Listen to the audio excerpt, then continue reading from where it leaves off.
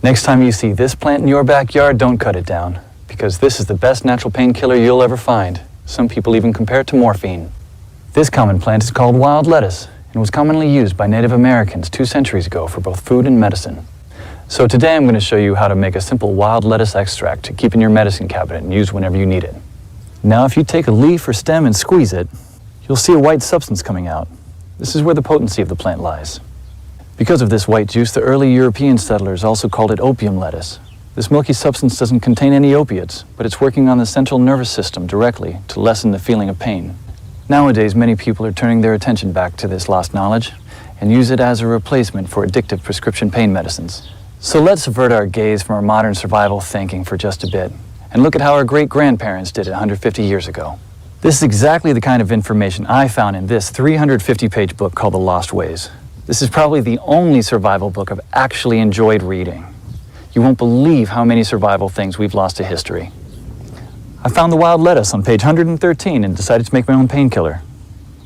I collected about 50 leaves today and washed them thoroughly. So the first thing you should do is grind them up in a blender, not very thinly and only just for a few seconds.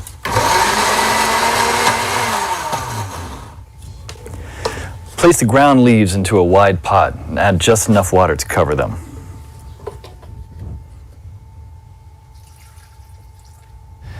Now place the pot on the stove on low heat for 30 minutes. Do not let it boil because you'll destroy all the good stuff in it. Stir every 15 minutes until the water reaches a dark brown color, just like this. Now pour the substance while still hot into another pot through a strainer. Almost none or very little plant material should get through it. Try to squeeze as much water as you can while the plant is in the strainer. This solution contains all the core elements of wild lettuce, especially the pain-killing essence, but not concentrated enough yet. So in order to obtain this essence, you should warm it over low heat again until the water is vaporized, basically dehydrating the solution until it becomes a paste like this. Be careful at the end when there is little water left. You should not burn the extract at the bottom of the pot. What you should have now here is pure wild lettuce extract.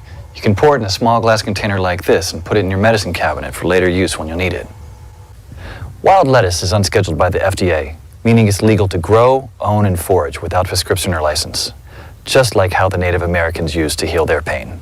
In The Lost Ways, you'll find lots of these common and valuable weeds with pictures, how to identify them, how to prepare them, and how to use them, all with different medical effects. This will be the only option you have to heal yourself.